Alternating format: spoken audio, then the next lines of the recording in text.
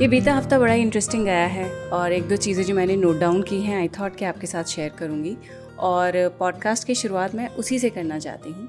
हुआ यह है कि हमारी फैमिली में किसी को अभी हाल ही में डायबिटीज़ डायग्नोज हुई है। प्रॉपर डायबिटिक नहीं है पर बॉर्डर लाइन है।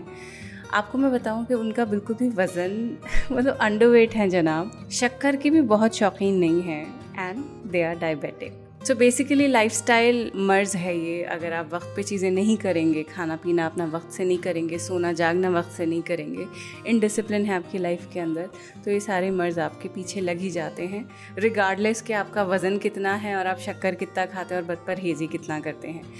खैर, ये डायबिटीज़ जो है इसको मैं नाम देना चाहती हूँ मर्ज़े मुसलसल, a disease that requires your constant continuous attention. I am sure इसका किसी और तरीके से भी इसकी एटिमोलॉजी निकाल के नाम रख सकते हैं। तो आज मुसलसल के इसी थीम पर हम बात करेंगे। पॉडकास्ट आखिर तक सुनिएगा।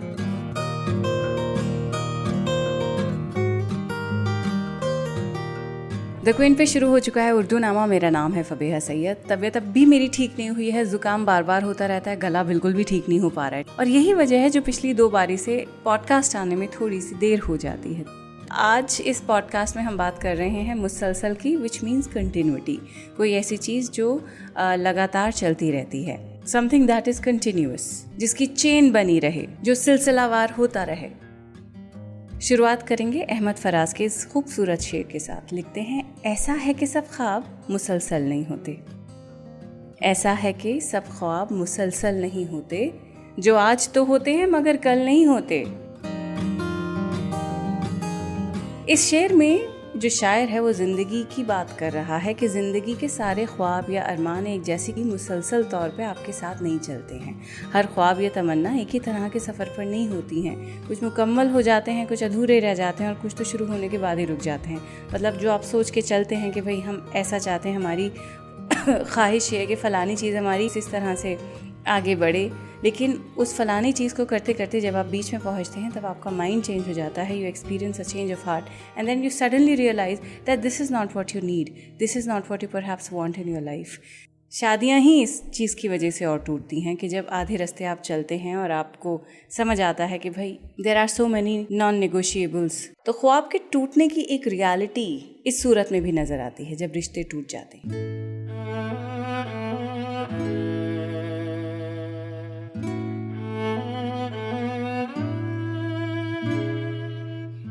तो अगर इस शेर को पूरी तरह से देखेंगे, इसका पूरा माना ये बैठता है कि ज़िंदगी के सब ख्वाब लगातार और हमेशा के लिए नहीं होते हैं।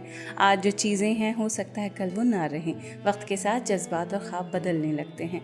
ये शेर एक्चुअली एक हकीकत का इजहार है और ज़िंदगी की जो इम्परमानेंस है उस पर एक बहुत ही ज़बरदस्त कमेंट है, जो ये है कि मुसलसल कुछ नहीं रहता है अलावा एक चीज़ के, और वो है बदलाव। Change is the only constant. तो चेंज से घबराइए मत, कई बार बदलाव अच्छे के लिए भी होता है। पूरी गज़ल पढ़ते हैं, बहुत खूबसूरत है। अहमद फराज लिखते हैं, ऐसा है कि सब ख्वाब मुसलसल नहीं होते, जो आज तो होते हैं मगर कल नहीं होते। अंदर की फजाओं के करिश्मे भी अजब हैं, मेह टूट के बरसे भी तो बादल नहीं होते। कुछ मुश्किलें ऐसी हैं कि आसान नहीं होती, कुछ ऐसे मुअम्मे हैं कभी हल नहीं होते। शाइस्तगी गम के सबब आंखों के सहरा नमनाक तो हो जाते हैं, जल्द हल नहीं होते। कैसे ही तलातुम हो मगर कुल्ज़ुमे जामे, कुछ याद जजीरे हैं कि ओझल नहीं होते। उस शाख के मानिंद कई अहले हवस भी पागल तो नजर आते हैं, पागल नहीं होते। सब ख्वाहिशें पूरी हों फराज, ऐसा नहीं है जैसे कई अशार मुकम्मल नहीं होते। अहमद फराज का एक और शेर है कि इस कदर मुसलसल थी शिद्दतें जुदाई की, इस कदर मुसलसल थी शिद्दतें जुदाई की, आज पहली बार उससे मैंने बेवफाई की। तो मुसलसल का मतलब है लगातार और शिद्दतें यानी इंटेंसिटी या गहराई किसी चीज़ की। अगला मिसरा है कि आज पहली बार उससे मैंने बेवफाई की। तो जुदाई के दुख से तंग आकर शायर कहता है कि उसने पहली बार अपने महबूब से बेवफाई की है। तो यहाँ बेवफाई का मतलब शायद सिर्फ अपने दिल से महबूब की याद को दूर करना भी हो सकता है, दैट द शायर वांट्स टू मूव ऑन, उन्हें भूलने की कोशिश कर रहा है शायर, और यही चीज़ उसके लिए बहुत तकलीफदेह बात है। तो शेर का असल मकसद ये है कि जुदाई का गम इंसान को उस हद तक ले जाता है उसे, जहाँ वो ऐसे फैसले करता है जो उसकी फितरत के खिलाफ होते हैं, जैसे कि बेवफाई। ये फैसला, महबूब को भूलने का फैसला, शायर की फितरत के खिलाफ है, तो इसीलिए उसके लिए बहुत भारी एहसास है ये बेवफाई करने का। अब सुनिए वसीम बरेलवी का ये शेर कि मुसलसल हादसों से बस मुझे इतनी शिकायत है। मुसलसल हादसों से बस मुझे इतनी शिकायत है कि ये आंसू बहाने की भी तो मोहलत नहीं देते। Here the poet is expressing his grievance about the continuous मुसलसल tragedies or trials in his life, hardships यानी कि हादसे। दुख की बात यह है कि जो हार्डशिप्स हैं रुकने का नाम नहीं ले रही हैं, ख़त्म होती है दूसरी शुरू हो जाती है, पोइट को ब्रेक नहीं मिल पा रहा है। It feels like life is throwing one challenge after another. ये जो मिसरा है, this is even more heart breaking. बेचारा शायर कह रहा है कि इन मुसलसल ट्रेजेडीज के बीच ही doesn't even get the time, the मोहलत to let out his emotions. रोने के लिए, आंसू बहाने के लिए उसको ब्रेक नहीं मिल पा रहा है। आंसू जो एक इंसान के लिए रिलीफ या कैथारसिस का जरिया होते हैं, उनको भी बहाने तक का मौका नहीं मिल रहा है। आंसू को उर्दू में कहते हैं अश्क। इस पे हमने बाकायदा भी हाल ही में एक एपिसोड बनाया है, आपने नहीं सुना तो सुन लीजिएगा। वापस शेर पर आते हैं। मुसलसल हादसों से बस मुझे इतनी शिकायत है कि ये आंसू बहाने की भी तो मोहलत नहीं देते। So here the poet is talking about the unrelenting pace of life's difficulties. कभी कभी ज़िंदगी में मुश्किलात इतनी तेज़ और लगातार होती हैं कि इंसान इमोशनली नंब हो जाता है।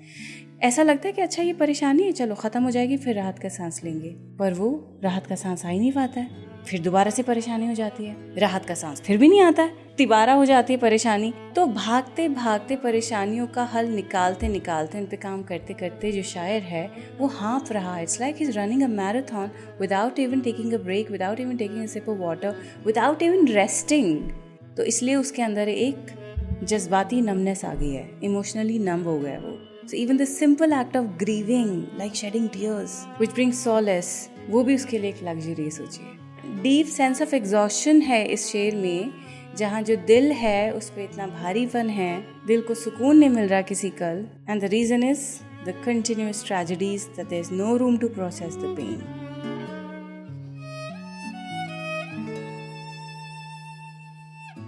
आगे बढ़ते हैं। आशिफ्ता चंगेज़ी का शेर है, लिखते हैं कि किसकी तलाश है हमें किसके असर में है, किसकी तलाश है हमें किसके असर में है, जब से चले हैं घर से मुसलसल सफ़र में है। ये लाइन बिल्कुल वो सवाल है जो हम सब अपनी ज़िंदगी में किसी ना किसी पॉइंट पर आकर ख़ुद से करते हैं कि भाई हम क्या तलाश कर रहे हैं, लाइफ का कोई क्लियर गोल है कि नहीं है। हम अक्सर अपने मकसद को ढूंढते रहते हैं, चाहे वो मकसद हैप्पीनेस हो, लव हो कि सक्सेस हो, लेकिन कई बार ऐसा लगता है कि वो आपकी जर्नी, वो तलाश ख़त्म होके ही नहीं दे रही है, आप अपनी इस खोज में सफल हो ही नहीं पा रहे हैं। तब सवाल दूसरा ये आता है कि क्या हम वाकई सही डायरेक्शन में हैं कि नहीं।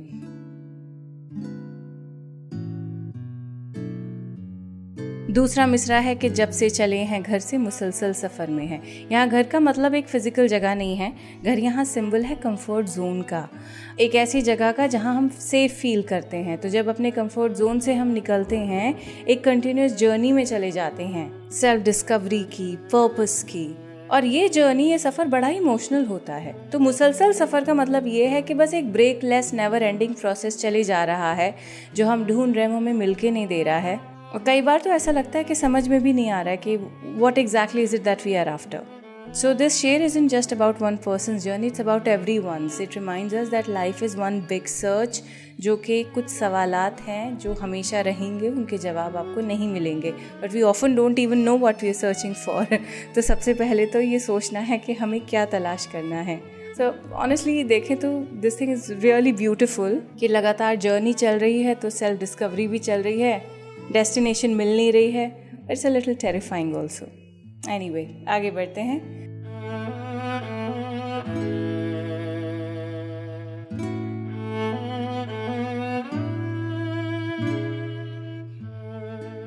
राज मुरादाबादी का ये शेर है कि हर एक शिकस्त तमन्ना पे मुस्कुराते हैं, हर एक शिकस्ते तमन्ना पे मुस्कुराते हैं, वो क्या करें जो मुसलसल फ़रेब खाते हैं। सबसे पहला तो ये करें कि फ़रेब खाने के लिए अपने दिल को मुतमईन कर लें कि जो फ़रेबी होता है सज़ा उसके लिए है, जो फ़रेब खाता है उसके लिए नहीं है। तो गुनाह हमेशा धोखा देने वालों को मिलता है, धोखा खाने वालों को नहीं मिलता है। तो हर एक शिकस्ते तमन्ना पे मुस्कुराते हैं, ये जो लाइन है उन लोगों की हालात को बयान कर रही है जो हर बार अपनी तमन्ना, अपनी जो होप्स हैं उनमें शिकस्त यानी फेलियर्स खाते हैं, लेकिन फिर भी अपने चेहरे पे वो मुस्कुराहट, मतलब अपने गम को छुपाने की कोशिश करते रहते हैं। सो दे स्माइल थ्रू द पेन। हर बार उनकी उम्मीद टूटती है मगर वो अपने दर्द को सबसे छुपाते हैं, और ये जो मुस्कुराहट है उनकी एक तरह का डिफेंस मैकेनिज्म है। अगला मिसरा है, वो क्या करें जो मुसलसल फ़रेब खाते हैं। शायर यहाँ पूछता है कि उन लोगों का क्या होगा जो मुसलसल लगातार फ़रेब, बिट्रेयल खाते रहते हैं। भाई अगर कोई बार बार धोखा खाता है, so what should they do when they keep getting betrayed. वही जो मैंने अभी कहा था कि दिल को मुतमईन कर लें कि सज़ा आपके हिस्से में नहीं आएगी। आप फ़रेब खा रहे हैं, आप कर नहीं रहे हैं। जिन केसेस में बिट्रेयल के बाद बद्दुआएं निकलती हैं और तलखी महसूस होना बड़ी नेचुरल सी चीज़ होती है, लेकिन ऐसे लोग जो हैं वो धोखा खाने के बाद भी मुस्कुराते रहते हैं, which is a great display of courage. तो ऐसे लोगों को सेलिब्रेट करना चाहिए। लाइफ के एंडलेस स्ट्रगल्स की हम बात कर रहे हैं, मुसलसल जद्दोजहद की बात कर रहे हैं। उस पर एक और शेर आप सुनिए, सागर सिद्दीकी का है। लिखते हैं, जिंदगी जबरे मुसलसल की तरह काटी है, जिंदगी जबरे मुसलसल की तरह काटी है, जाने किस जुर्म की पाई है सज़ा याद नहीं। ये जो मिसरा है कि ज़िंदगी जबरे मुसलसल की तरह काटी है, यहाँ जबरे मुसलसल से मुराद है एक ऐसी ज़िंदगी जो मुसलसल फोर्स या ऑपरेशन के अंडर चल रही हो। ये अनरिलेंटिंग स्ट्रगल जो उसकी ज़िंदगी का है, जिसमें वो हर वक्त अपने दर्द को समझने की कोशिश करता रहता है, ओवर एनालाइज करता रहता है, तो ये ओवर एनालिसिस में वो हलकान हो चुका है। ये जबरे मुसलसल की तरह वो ज़िंदगी काट रहा है। अगला मिसरा है कि जाने किस जुर्म की पाई है सज़ा याद नहीं। यहाँ शायर अपनी सफरिंग्स को एक्सप्लेन करते हुए पूछ रहा है कि मुझे किस गलती की सज़ा मिल रही है। इस मिसरे में उसकी कन्फ्यूजन है, हेल्पलेसनेस है, उसे अपनी मुसीबत का कोई रीज़न समझ नहीं आ रहा है। वो बस he is just getting punished for something that he is not even aware of. तो ये जो पॉइंट है जब वो क्लूलेस है कि मैंने ऐसा क्या कर दिया जिसकी सज़ा मुझे मिलती जा रही है, ये एक बहुत ही बड़ा, गहरा, डीप इमोशनल कॉन्फ्लिक्ट इंसान के अंदर चलता है ऐसे हालात में। when they just can't stop blaming themselves, और ये बहुत ही तकलीफ देह स्टेज होती है।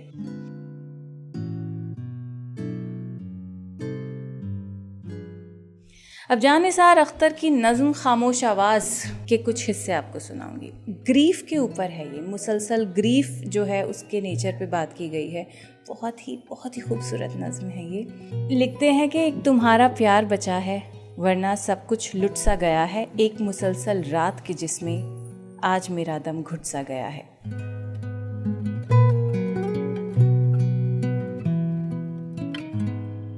ये नज़्म जानिसार अख्तर ने अपनी बेगम सफ़िया अख्तर की याद में लिखी थी। जब एक पार्टनर चला जाता है, गुजर जाता है, तो ज़िंदगी में जो खालीपन महसूस होता है, अकेलापन महसूस होता है, वो ये नज़्म परफेक्टली कैप्चर करती है। The sense of choking grief which is मुसलसल। और ये सदमा सिर्फ हल्का फुल्का गम नहीं है, बल्कि शायर का परमानेंट कंपेनियन बन चुका है। पूरी नज़्म काफ़ी तवील है, बीच बीच में से इसके हिस्से आपको सुनाऊंगी। लिखते हैं कि कितने दिन में आए हो साथी मेरे सोते भाग जगाने, मुझसे अलग इस एक बरस में क्या क्या बीती तुम पे ना जाने। देखो कितने थक से गए हो, कितनी थकन आंखों में घुली है, आओ तुम्हारे वास्ते साथी अब भी मेरी आगोश खुली है।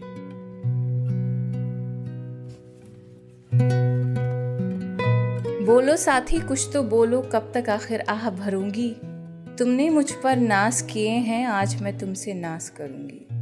आओ मैं तुमसे रूठ सी जाऊं, आओ मुझे तुम हंस के मना लो, मुझ में सचमुच जान नहीं है, आओ मुझे हाथों पे उठा लो।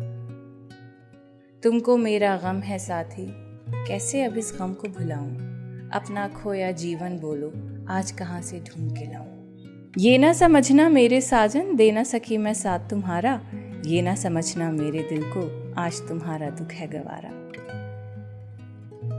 ये अपनी बेगम की तरफ से उन्होंने नज़्म लिखी है। आगे लिखते हैं कि जाग उठा है सारा आलम, जाग उठी है रात मिलन की, आओ ज़मीं की गोद में साजन, सेज सजी है आज दुल्हन की। आओ जाती रात है साथी, प्यार तुम्हारा दिल में भर लूं, आओ तुम्हारी गोद में साजन, थक कर आंखें बंद सी कर लूं। प्यासी आंखें राह तकेंगी, लेकिन ठहरो ठहरो साथी, दिल को ज़रा तैयार तो कर लूं, आओ मेरे परदेसी साजन, आओ मैं तुमको प्यार तो कर लूं।